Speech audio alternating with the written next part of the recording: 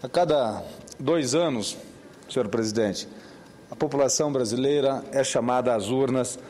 para exercer o direito do voto. Com exceção dos eleitores do Distrito Federal, onde não ocorrem eleições municipais, nesse exato momento, 26 unidades da Federação estão envolvidas em campanhas eleitorais.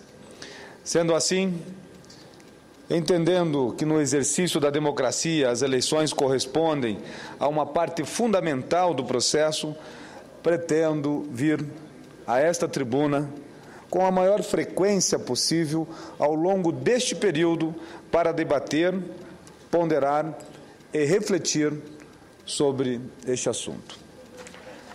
Hoje, particularmente, não poderia deixar de abordar o julgamento do Mensalão, iniciado depois de 5 anos nesta data, inclusive nesta tarde. Afinal, independentemente de concordar com a tese da defesa dos acusados de que se tratou apenas de caixa 2 de campanha, é evidente que há, nesse caso, ligações fortes com o processo eleitoral. Caixa 2 ou não, o fato concreto é que recursos foram arrecadados e distribuídos sob o manto do financiamento ou da quitação de dívidas de campanhas eleitorais. De todas as formas, senhoras e senhores,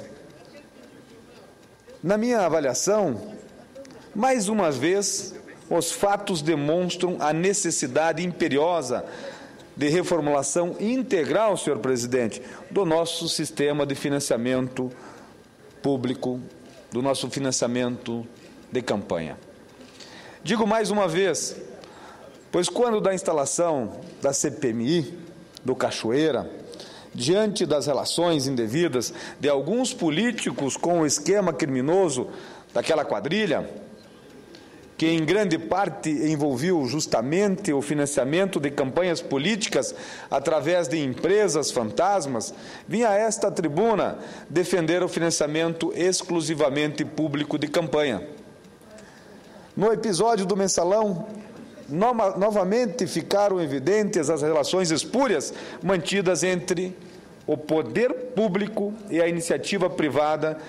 envoltas no véu das operações financeiras relacionadas às campanhas eleitorais. Como disse há alguns meses, mesmo nos casos em que as doações de campanhas são oficiais, é inevitável questionar o compromisso assumido pelo eventual candidato eleito com seus financiadores ou com os financiadores da sua campanha. E o que dizer, então, das doações ilegais? Chega até a parecer legítimo supor que o mandatário tenha responsabilidades superiores com seus doadores de campanha do que aquelas que tem com o conjunto da sociedade. Trata-se de uma distorção absoluta da finalidade precípua de um gestor público ou de um membro do Poder Legislativo, qual seja, trabalhar pelo bem comum, respondendo apenas à sua consciência, sem qualquer constrangimento às suas ações e decisões. Em contrapartida, ao imaginarmos o financiamento exclusivamente público de campanha, todos os candidatos seriam,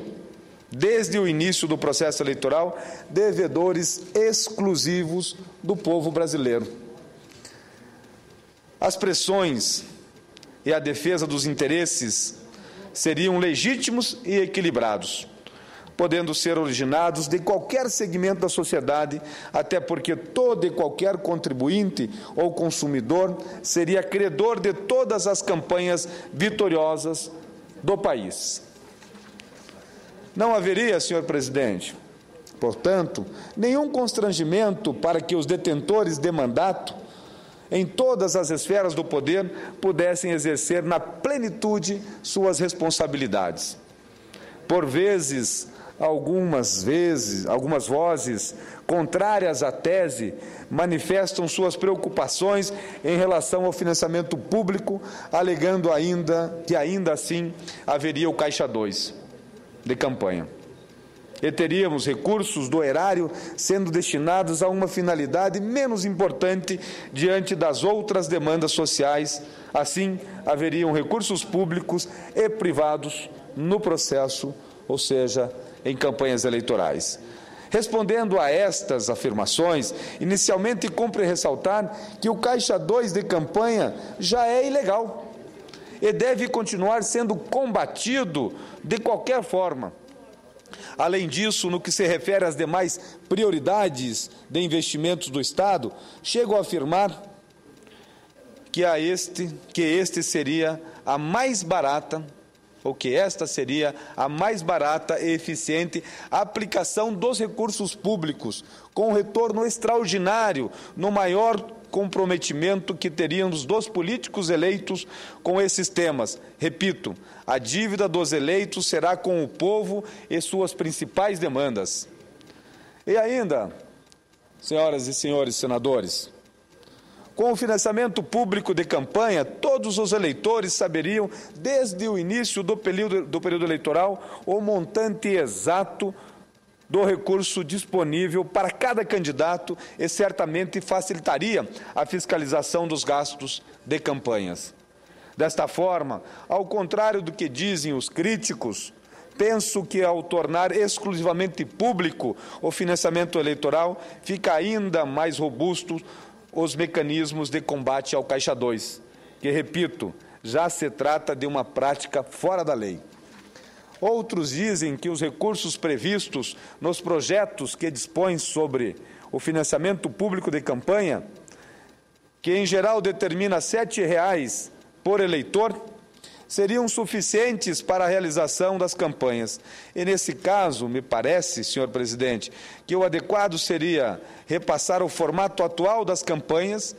que se tornaram extraordinariamente caras, peças publicitárias, com o volume absurdo de recursos destinado e, em muitos casos, a transformação de um candidato numa verdadeira mercadoria, que é vendida pelo rádio e pela televisão durante o processo eleitoral. Com campanhas enxutas, senhor presidente, certamente restaria aos candidatos apresentar de forma clara e transparente as suas ideias, propostas e posicionamentos sobre os mais diversos assuntos. Penso que com isso teríamos ainda um aprimoramento na qualidade do nosso processo eleitoral e no que se refere à sua principal finalidade, qual seja, eleger os mais capazes para o desempenho do mandato e não o político que possui o melhor marqueteiro de campanha. Infelizmente, caros telespectadores, ainda há muita resistência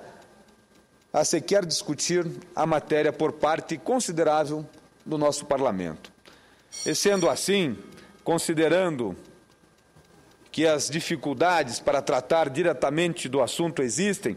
porém, entretanto, que é praticamente insustentável mantermos o atual modelo eleitoral, me parece razoável adotar como uma meta ideal o financiamento exclusivamente público no médio prazo e definir um modelo de transição com a maior brevidade possível. Cito, por exemplo, o projeto de lei do Senado número 140 de 2012, de autoria do eminente senador Cristóvão Buarque, que altera a Lei 9.504, de 30 de setembro de 1997, para criar o Fundo Republicano de Campanha e dispor sobre as doações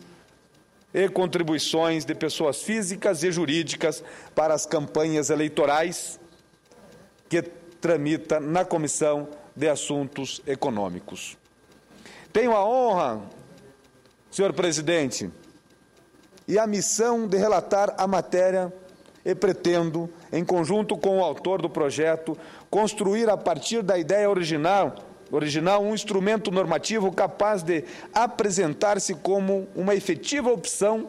de transição do atual modelo eleitoral para um objetivo final de instruir o financiamento exclusivamente público de campanha. Senhor presidente, senhoras e senhores senadores, no momento em que o Congresso Nacional faz uma CPI, a do Cachoeira,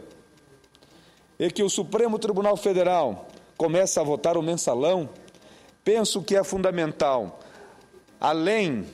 da exemplar punição de todos os culpados, que buscamos o aprimoramento do nosso instrumento legal, sobretudo naquelas situações delituosas já constatadas em cada um desses casos. Tenho a convicção que o atual sistema de financiamento de campanhas eleitorais é um desses dispositivos que, em ambos os casos, tanto na CPI quanto no mensalão, expôs grande vulnerabilidade e merece, portanto, o aprimoramento necessário. Se não é possível passarmos imediatamente para um modelo de financiamento exclusivamente público de campanhas eleitorais, que busquemos, então, uma sistemática de transição para atingirmos, com a maior brevidade possível, este objetivo. Mas, independentemente de qualquer outra questão, é absolutamente fundamental que, depois de tantos escândalos envolvendo o assunto, pelo menos iniciemos o debate acerca da matéria no âmbito do Poder Legislativo Federal. Encerro, senhor presidente, salientando que voltarei na próxima semana a tratar do tema das eleições e democracia nesta tribuna, insistindo junto a todos os eleitores brasileiros que irão às urnas no dia 7 de outubro, que eu faço com a maior consciência possível, que conheçam, reflitam e cobrem dos seus candidatos para que o melhor exercício da sua principal ferramenta, o regime democrático, que é o voto. Digo, senhor presidente, que este é um momento que o Brasil passa, aonde os brasileiros, cidadãos, vão às urnas para escolher os seus representantes no Poder Executivo Municipal e no Poder Legislativo Municipal. E digo com toda a tranquilidade, o cidadão brasileiro vai estar outorgando, dando uma procuração, uma autorização para uma única pessoa administrar, governar, gastar o dinheiro que é seu, no seu município, pelos próximos 4 anos. Olha a importância e o tamanho disso. Eu digo a você, cidadão que está nos ouvindo neste momento, reflita sobre os candidatos que estão aí na sua cidade pedindo votos, sobre o seu histórico, sobre o seu passado, o seu presente, sobre as suas propostas, sobre aquilo que ele fez, aquilo que ele faz e aquilo que ele está propondo fazer. E escolha aquele que vai saber administrar e gastar o dinheiro que é seu nas questões de interesses gerais e pessoais suas, como saúde, educação, como infraestrutura urbana, rural. Pense bem, as eleições se aproximam, a data da eleição, e o seu voto é que vai